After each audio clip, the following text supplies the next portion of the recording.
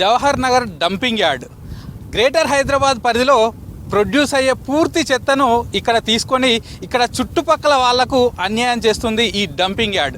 So ఈ dumping yard వల్ల ఈ చుట్టుపక్కల ఉన్నటువంటి ప్రజలకు భూగర్భ జలాలు కలుషితమైపోయాయి, గాలి పీల్చాలన్నా ఇబ్బందులు అవుతుంది. అలాగే ఇక్కడ చుట్టుపక్కల ఉన్న సాయిల్ నేల కూడా పూర్తిగా పాడైపోయింది. గ్రేటర్ హైదరాబాద్లో ప్రొడ్యూస్ అవుతున్న చెత్త మొత్తం తీసుకొచ్చి ఇక్కడ వేసి ఇదంతా గుట్టలు గుట్టలుగా చేర్చారు.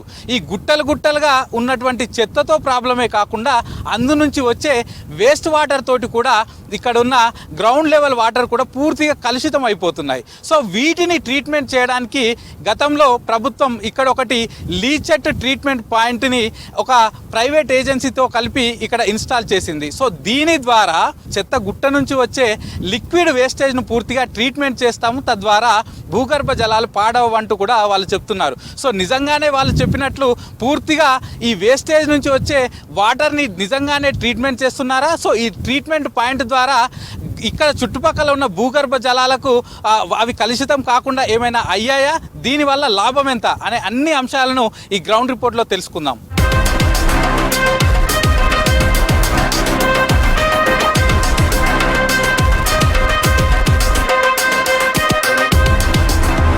గ్రేటర్ హైదరాబాద్తో పాటు హైదరాబాద్ చుట్టుపక్కల ఉన్న 19 మున్సిపాలిటీలు కలుపుకొని ప్రతిరోజు 10,000 మెట్రిక్ టన్నులకు పైగా చెత్త ఉత్పత్తి అవుతుంది. సో దాన్ని అంతా కూడా పూర్తిగా తీసుకొచ్చి ఈ జవహర్ నగర్ డంపింగ్ యార్డ్లో వేస్తూ ఉన్నారు. సో గత కొన్ని సంవత్సరాలుగా ఇక్కడికి వచ్చిన చెత్తను ట్రీట్మెంట్ చేసి అందులో నుంచి ఇటు పవర్ తయారు చేస్తున్నారు, అలాగే సిఎన్జి కూడా తయారు చేస్తున్నారు. కానీ గతంలో అంటే 2010కి ముందు పూర్తిగా సిటీలో ప్రొడ్యూస్ అయ్యే చెత్తను తీసుకొచ్చి ఇక్కడ పడేయడంతో ఈ గుట్టలు గుట్టలుగా కుప్పలు కుప్పలుగా ఇక్కడ చెత్త అంతా పడిపోయింది. సో దీంతో ఇక్కడ చుట్టుపక్కల ఉన్న గ్రామాలు మున్సిపాలిటీలు అన్నీ కూడా చాలా వరకు గ్రౌండ్ లెవెల్ వాటర్ పాడైపోయాయి. అలాగే ఇక్కడ చుట్టుపక్కల గాలి పీల్వాలన్నా ఇబ్బంది అయిపోయింది, పంటలు పండకపోవడం.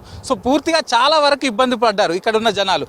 దాంతో అప్పట్లో గవర్నమెంట్ ఏం చేసిందంటే ఒక 150 కోట్లతోటి మొత్తం ప్లాస్టిక్ కవర్లతోటి ఈ చెత్త ఏదైతే ఉందో 300 ఎకరాల్లో ఉన్న ఈ చెత్తను ప్లాస్టిక్ కవర్లతోటి మొత్తం ట్యాపింగ్ చేసేసింది. అంటే ఈ చెత్తను బయటికి రాకుండా, బయటికి కనపడకుండా, దానిలో నుంచి స్మెల్ కానీ గాలి కానీ బయటికి రాకుండా మొత్తం కూడా ప్లాస్టిక్ పేపర్లతోటి దీన్ని ట్యాపింగ్ చేసేశారు.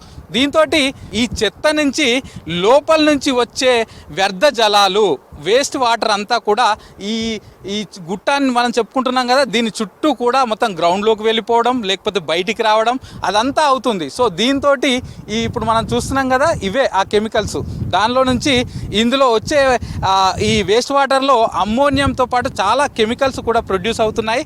దీనివల్ల చాలా ఇబ్బందులు అవుతాయి. ఇవి పూర్తిగా గ్రౌండ్ లెవెల్లోకి వెళ్తే మళ్ళీ అక్కడ బోరేసి ఆ వాటర్ మనం తాగినా ఇబ్బంది, లేకపోతే ఈ వాటర్ భూమిలో కలిసిన ఎలాంటి పంటలు పండవు, లేకపోతే ఈ వాటరు గ్రౌండ్ లెవెల్కి వెళ్ళిపోతే అక్కడ ఉన్నటువంటి ల్యాండ్ అంతా కూడా ఖరాబ్ అయిపోతుంది.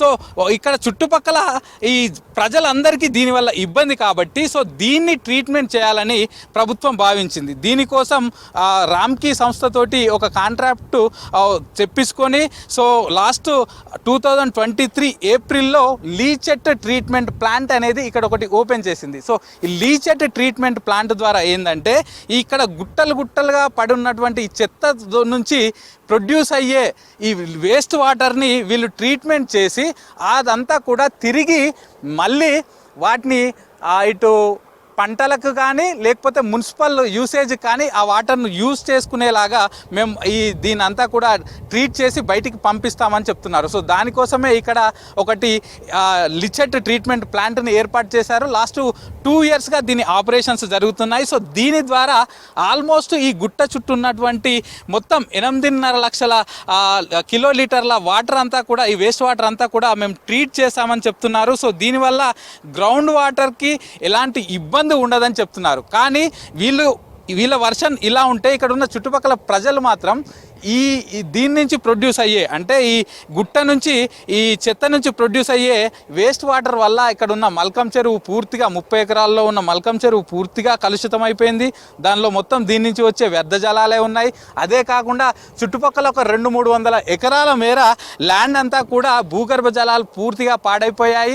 ఎలాంటి పంట వేసినా పండదు, లేకపోతే అక్కడ బోర్ వేసిన వాటర్ తాగుతామన్న ఇబ్బందే.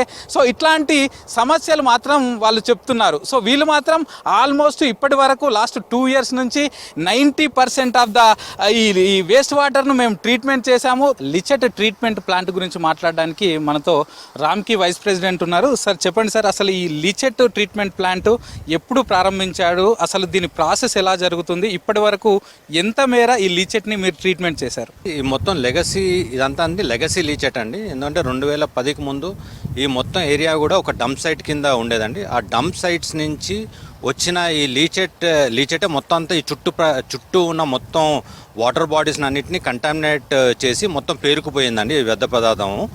సో ఇది దగ్గర అప్పుడు లాస్ట్ టైం 2021లో సర్వే చేసినప్పుడు అనేది దగ్గర 9 లక్షల కేల ఆఫ్ లెగసీ లీచెట్ కింద మొత్తం ఉన్నదండి.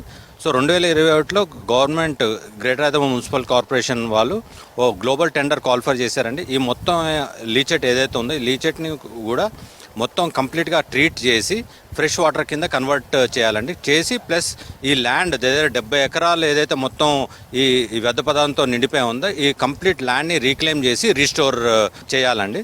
ప్లస్ ఇంతకుముందు ఏంటంటే ఈ లీచెట్ వల్ల బికాజ్ ఈ లీచెట్ అంతా కూడా టాక్సిక్ ఉంటుందండి.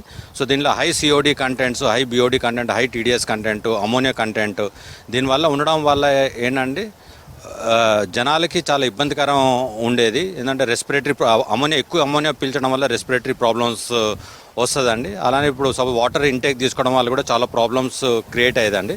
సో దానికి ఇది వన్స్ ఫర్ ఆల్ సొల్యూషన్స్ కింద టెండర్ క్వాలిఫై చేశారండి. సో ఆ టెండర్ని మనం రామ్కి టేకప్ చేసిందండి. టేకప్ చేసి ఇండియాలోనే ఫస్ట్ ఆఫ్ ఇట్స్ కైండ్ కింద ఇంత పెద్ద ప్లాంట్ పెట్టడం 2000 కేల్ అంటే 20 లక్షల లీటర్లు కెపాసిటీ ప్లాంట్ అండి. ఇది డిజైన్ కెపాసిటీ పర్ డే. దీన్ని ప్లస్ న్యూ టెక్నాలజీ ఒక low temperature evaporator technology mechanical vapour recompression system ద్వారా ఈ మొత్తం ఈ సిస్టమ్ యూజ్ చేసుకొని ఈ ప్లాంట్ని పెట్టడం జరిగిందండి. ఈ లో టెంపరేచర్ ఇవాపరేషన్ టెక్నాలజీలో ఏంటంటే దీనిలో తక్కువ ఎనర్జీ యూజ్ చేస్తామండి. ప్లస్ జనరల్గా మనం వాటర్ని 100 డిగ్రీల్లో బాయిల్ చేస్తాము. వేరేజ్ ఈ లో టెంపరేచర్ ఇవాపరేషన్లో లేదా 60-65 డిగ్రీలోనే మనం బాయిల్ చేసి దాంట్లో ఉన్న వ్యర్థం అంతా కూడా బయటకు తీసేసి క్లీన్ వాటర్ కింద కన్వర్ట్ చేస్తామండి.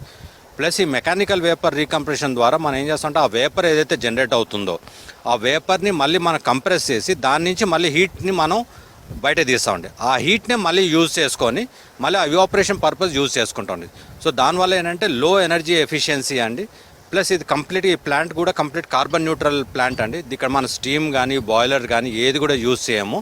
ప్లస్ ఇక్కడ మన ఏంటంటే ఆ ఇనీషియల్గా వచ్చే ఎనర్జీ కూడా మన సోలార్ పవర్ ద్వారా అంటే దగ్గర 1 మెగావాట్ పవర్ ప్లాంట్ పెట్టామండి. ఆ 1 మెగావాట్ పవర్ ప్లాంట్ ద్వారా మన ఎనర్జీ జనరేట్ చేసుకొని దాని ద్వారానే మొత్తం ఈ ప్లాంట్ అంతా కూడా మనం చేస్తున్నాం అండి, రన్ చేస్తున్నాం. ఇప్పటి వరకు మీరు లెగసీ వేస్టేజ్ అంటే ఇన్ని రోజుల పాటు ఇక్కడ గుట్టలుగా ఉన్నటువంటి చెత్త ద్వారా వచ్చిన లిచెట్ క్లీన్ చేసామని చెప్తున్నారు. ఇది కాకుండా ప్రతిరోజు 10,000 మెట్రిక్ టన్నుల చెత్త కూడా ఇక్కడికి జవహర్ డంపింగ్ యార్డ్కి వస్తుంది. సో దాని నుంచి ఎంత మేర లిచెట్ ప్రొడ్యూస్ అవుతుంది, దాన్ని ఎట్లా ట్రీట్ చేస్తారు? కొత్తగా వచ్చే ఏదైతే చెత్త ఉన్నదో ఆ చెత్త నుంచి వచ్చే లీచెట్ని మనం ఫ్రెష్ లీచెట్ అంటామండి.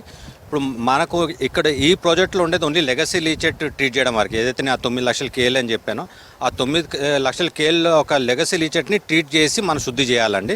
వేరే ఫ్రెష్ లీచెట్ వచ్చేది అది వేరే కాంట్రాక్ట్ అండి, అది వేరే వాళ్ళు చేస్తున్నారండి. అది లెగసీ లీచెట్ వల్ల ఇక్కడ పక్కన ఉన్నటువంటి మల్కారం చెరువు కానీ ఈ చుట్టుపక్కల ఏరియా అంతా కూడా పూర్తిగా కంటామినేటెడ్ అయిపోయిందని ఇక్కడ ఉన్న స్థానికులు చెప్తున్నారు. సో ఇప్పుడు ఈ ట్రీట్మెంట్ ప్లాంట్ వల్ల అది రివోక్ అయ్యే అవకాశాలు ఉన్నాయా? దాని పరిస్థితి కానీ దాని భవిష్యత్తు కానీ ఎట్లా ఉండబోతుంది? ఇప్పుడు మొత్తం ఈ 70 ఎకరాల్లో దగ్గర 25 ఎకరాలు మల్కారం ట్యాంక్ అండి. దాన్ని మనం మొత్తం ఏంటంటే ట్రీట్మెంట్ అయిపోయి కంప్లీట్గా మళ్ళీ ఇంతకుముందు ఉన్న పరిస్థితికి అంటే న్యాచురల్ వాటర్ ట్యాంక్ కింద మనం కన్వర్ట్ చేస్తున్నాం అండి. ప్లస్ బ్యాలెన్స్ 50 ఎకరాలు ఏదైతే ఉందో 50 ఎకరాలు మొత్తం లీచెడ్ అంతా తీసేసి మీరు ఇక్కడ చూస్తుంటే మొత్తం దాన్ని మొత్తం మళ్ళీ పూర్తి చేసి ల్యాండ్ని రీక్లెయిమ్ చేసేస్తున్నాం అండి. సో దానివల్ల ఏంటంటే అసలు లెగసీ లీచెట్ అనేది ఇంకా ఇక్కడ ఉండదండి మొత్తం. సో దానివల్ల ఏమవుతుంది, ప్రజలకి అసలు ఇబ్బంది లేదండి. లాస్ట్ 1.5 ఇయర్ నుంచి ట్రీట్ చేస్తున్నామండి. సో ప్రజలైతే చాలా సంతోషంగా ఫీల్ అవుతున్నారు. ఇది ఎన్నో దశాబ్దాల కాలంగా ఉన్న మొత్తం అంతా ఈ ప్రాబ్లమ్ని ఈ లాస్ట్ 2 ఇయర్స్లో మనం మొత్తం అంతా కంప్లీట్గా అడ్రస్ చేయడం జరిగిందండి. సో ఇప్పుడు ఈ మల్కారం చెరువు కానీ లేకపోతే ఈ చుట్టుపక్కల ఏర్పాటు చేసిన ఈ ఆర్టిఫిషియల్ ట్యాంక్స్ కానీ ఇవన్నీ మీరు తిరిగి రీక్లెయిమ్ చేస్తాం, ఆ ల్యాండ్ రీఫిల్ చేసి మళ్ళీ వాడుకోవచ్చు అంటున్నారు. కానీ కింద భూగర్భ జలాలన్నీ కూడా ఆల్మోస్ట్ పూర్తిగా కంటామినేట్ అయిపోయాయి. సో దీన్ని ఎట్లా యూజ్ చేసుకోవచ్చు ఆ తర్వాత? మన ఈ మొత్తం ట్రీట్మెంట్ చేసిన తర్వాత అండి మనం మొత్తం ఈ ల్యాండ్ని మనం స్టెబిలైజ్ చేస్తున్నామండి. ఆ స్టెబిలైజ్ చేయడం వల్ల ఏమవుతుందంటే అండి మొత్తం మనకి రేపు పొద్దున ఏది కూడా యాక్చువల్లీ ఫస్ట్ ఆఫ్ ఆల్ ఈ ట్రీట్మెంట్ అంతా అయిపోయిన తర్వాత ఇంకా అసలు ఇక్కడ ఎక్కడ లెగసీ లీచెటే ఉండదండి. లెగసీ లీచెట్ ఉండడం వల్ల ఇంకా లోపలికి వెళ్ళే పరిస్థితే లేదు. అదొకటి ప్లస్ ఇప్పుడు మన ఏదైతే 20 ఎకరాల్లో న్యాచురల్ వాటర్ ట్యాంక్ కింద కన్వర్ట్ చేస్తున్నామో దాన్ని మనం స్టెబిలైజ్ చేసి నెక్స్ట్ 3 ఇయర్స్ వరకు మనం దాన్ని అలా మెయింటైన్ చేస్తామండి. మెయింటైన్ చేసి దాన్ని మనం ఏంటంటే మళ్ళీ అసలు ఒక చుక్క లీచెట్ కూడా భూగర్భంలోకి వెళ్ళి వాటర్ టేబుల్ని కంటామినేట్ చేయకుండా మనం చూస్తామండి. అది పూర్తిగా ట్రీట్ అవ్వడానికి ఇంకెన్ని రోజులు పడుతుంది? అలాగే ఈ మల్కారం చెరువు కానీ ఈ ఆర్టిఫిషియల్ ట్యాంక్స్ కానీ ఇవన్నీ ఎప్పుడు రివైవ్ అయ్యి మళ్ళీ యాజ్ యూజువల్గా గతంలో ఎలా ఉన్నాయో మళ్ళీ ఇప్పుడు రావడానికి ఎన్ని రోజులు టైం పడుతుంది? ఇంకా ఇప్పుడు మొత్తం మనం విధంగా మనం న్యాచురల్ పొజిషన్కి తీసుకురావడానికి ఇప్పుడు చెప్పినట్టు 9 లక్షల కేఎల్లో దగ్గర మోర్ దెన్ 8 లక్షల కేఎల్ మనం ఆల్రెడీ ట్రీట్ చేసామండి. ఇంకో 1,00,000 కేఎల్ ఉంది. ఆ 1,00,000 కేఎల్ ట్రీట్ చేస్తే మొత్తం ల్యాండ్ అంతా కూడా రీక్లెయిమ్ అయిపోతుందండి. ఈ 1,00,000 కేఎల్ని దగ్గర మనం ఏంటంటే నెక్స్ట్ 3 నెలల్లో మొత్తం కంప్లీట్ చేసేసి నెక్స్ట్ 3 సంవత్సరాలు మనం స్టెబిలైజ్ చేస్తామండి. లిచెట్ ట్రీట్మెంట్ ప్లాంట్ ద్వారా ఇక్కడ ఉన్న భూగర్భ జలాలకైతే ఇబ్బంది లేకుండా చేస్తాం. మరో 3 నెలల్లో దీని వర్క్ కూడా పూర్తిగా కంప్లీట్ అయిపోతుంది.